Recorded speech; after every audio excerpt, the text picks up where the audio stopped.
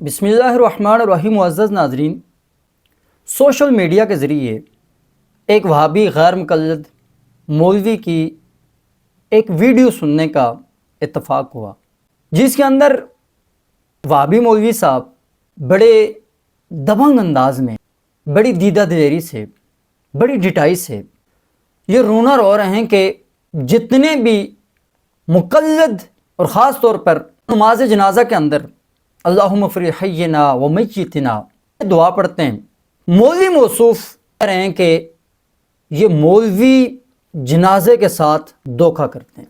خود وہ اس ویڈیو کے اندر یہ اعتراف بھی کرتے ہیں کہ میری بات پر یقین نہ کرنا کیونکہ میں خود مولوی ہوں. ہمارے ساتھ یہ مولوی حضرات ہر موڑ پر ہر موقع پر دھوکہ کرتے ہیں.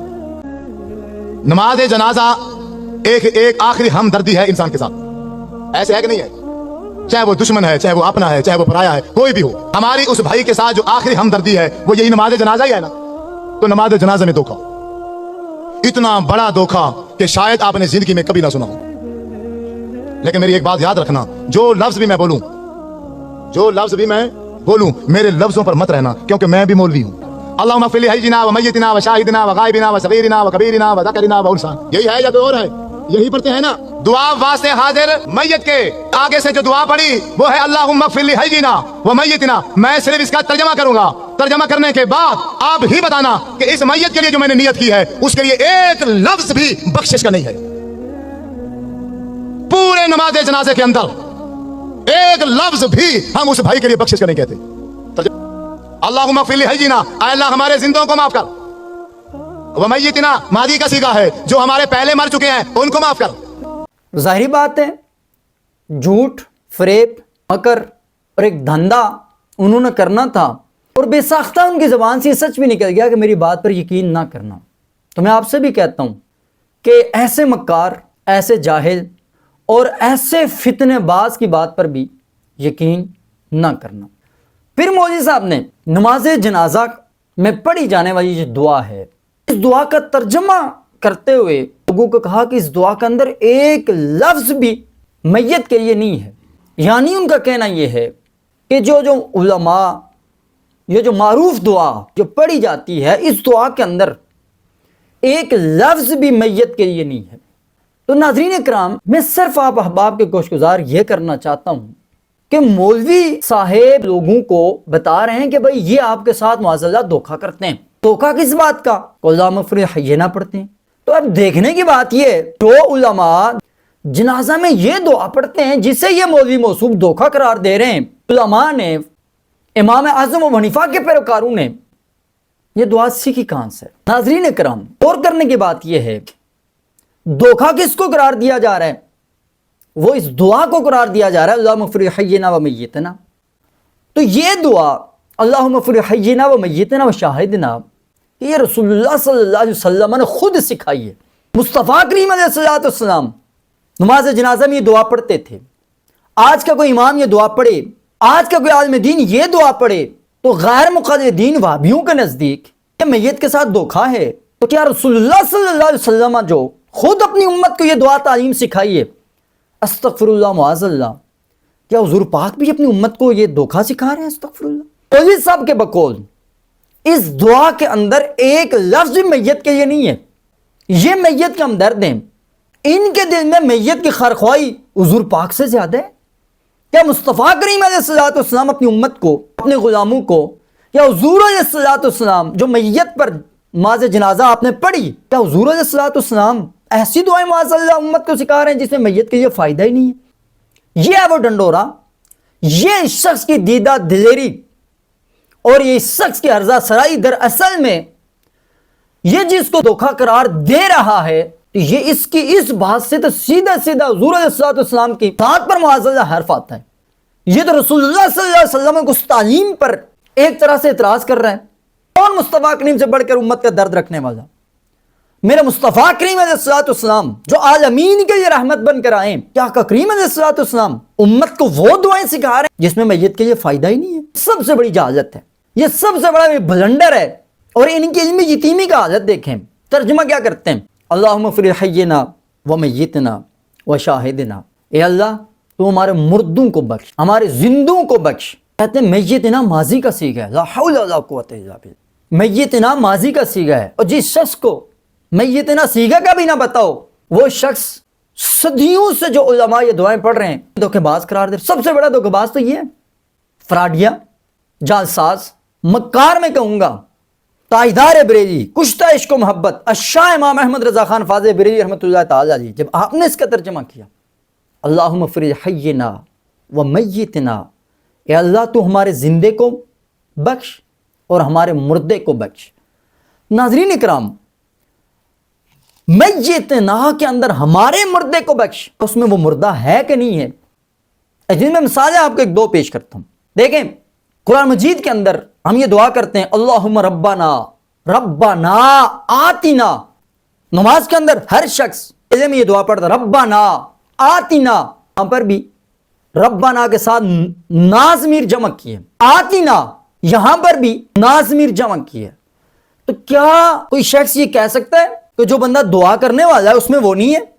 اس سے بھی آگے قرآن مجید کے اندر دعائیں اٹھائیں، ربنا لا تزغ قلوبنا، ربنا وآتنا ما وعدتنا، ربنا ہب لنا، اور سب سے معروف دعا جو حضرت آدم علیہ السلام کی دعا ہے، جس میں آپ فرماتے ہیں ربنا ظلمنا انفسنا، یہاں پر بھی جمع کی ضمیر، ظلمنا ماضی کا جمع متکلم کا صیغہ ہے یہ۔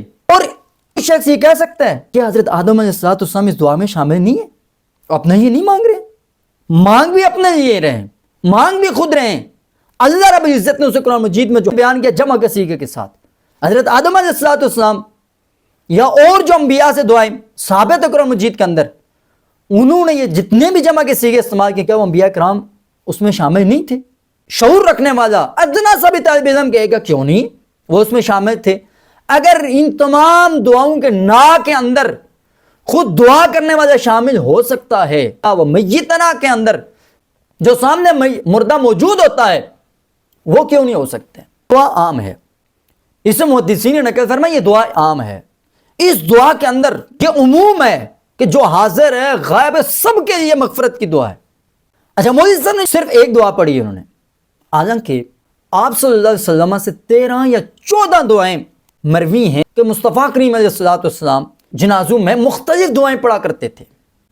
اور کس نے یہ کہا کہ بھئی صرف اللہم فرج حینا پڑھی جائے باقی دعائیں نہ پڑھی جائیں؟ سید اعلیٰ حضرت شاہ امام احمد رضا خان فاضل بریلوی رحمۃ اللہ تعالی علیہ، آپ سے کسی نے سوال کیا، ایک بزرگ تھے، عالم دین تھے، تو آپ رحمۃ اللہ تعالی علیہ نے جواب کے اندر فرمایا کہ میں نے یہ 13 دعائیں لکھی ہیں، اور پھر انہیں اس جواب کے اندر سید اعلیٰ حضرت نے فرمایا میں آپ کو یہ نصیحت کرتا ہوں کہ میں اگر مر جاؤں تو میرا جنازہ آپ پڑھائیں اور میری جنازے میں یہ 13 کی 13 دعائیں پڑھائی جائیں۔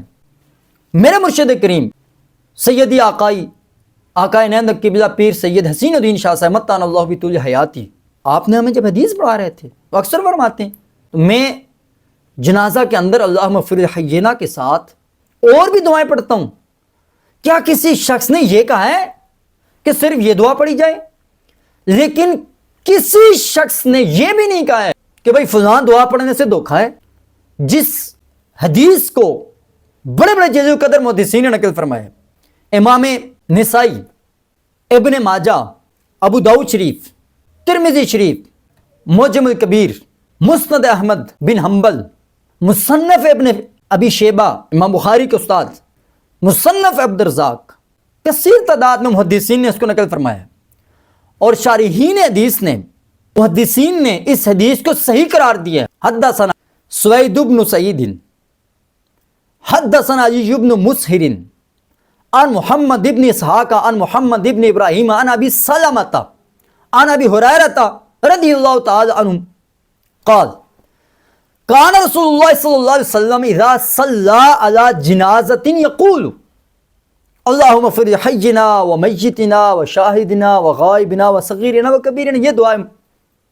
اس میں آخر میں کچھ الفاظ کا اضافہ ہے، اور دیگر جو محدثین نے نقل فرمایا اس میں صرف یہ دعا ہے۔ اب اس حدیث کو جسے محدثین صحیح کہہ رہے ہیں اور غیر مقلدین وہابیوں کا پسندیدہ محدث ہے. بانی جیسے شخص نے بھی اس حدیث کو صحیح قرار دی ہے. مستدرک کے اندر امام حاکم فرماتے ہیں کہ یہ حدیث علی شرط شیخین، ھذا حدیث صحیح علی شرط شیخین، یہ تو بخاری مسلم کی شرط پر حدیث مبارکہ ہے. وَلَوْ شَاهِدٌ صَحِيحٌ عَلَى شَرْطِ مسلم، فرماتے ہیں کہ اس پر تو صحیح دلائل، صحیح شواہد موجود ہیں کہ مسلم کی شرط پہ یہ روایت ہے. اس صحیح حدیث مبارکہ پر اگر کوئی حنفی عمل کرے، کوئی عام بندہ عمل کرے، ناظرین کرام آپ خود اندازہ لگائیں، سوچیں کہ کیا وہ دھوکہ ہو سکتا ہے؟ دھوکے باز تو یہ، مکار تو یہ، فراڈ یہ، دغا باز یہ کہ جو نام نہاد اپنے آپ کو حدیث قرار دیتے ہیں، جو کہتے ہیں ہمارا ہر عمل حدیث کے مطابق ہے، اور دعوے تمہارے حدیث کے، بھونگتے ہو جو حدیث پر عمل کریں. اتنے بڑی بے ایمانی اور اتنی بڑی جسارت کہ اگر کوئی رسول اللہ صلی اللہ علیہ وسلم کی حدیث صحیح پر عمل کرے اس کو دھوکہ قرار دینا، میں سمجھتا ہوں یہ بہت بڑی جسارت ہے مولوی صاحب کی، توبہ لازم ہے. اور یقینی بات ہے غیر مقلدین نے بھی آج جو اس کی چبلیاں، جو اس کی بھڑکیں، جو اس کی بونگیاں سنی ہوگی، انہوں نے بھی یہ یقیناً سنجیدہ طبقے نے اسے ضرور لان تان کر کے اس شخص کی، اس گھٹیا عمل کی مذمت کی ہوگی.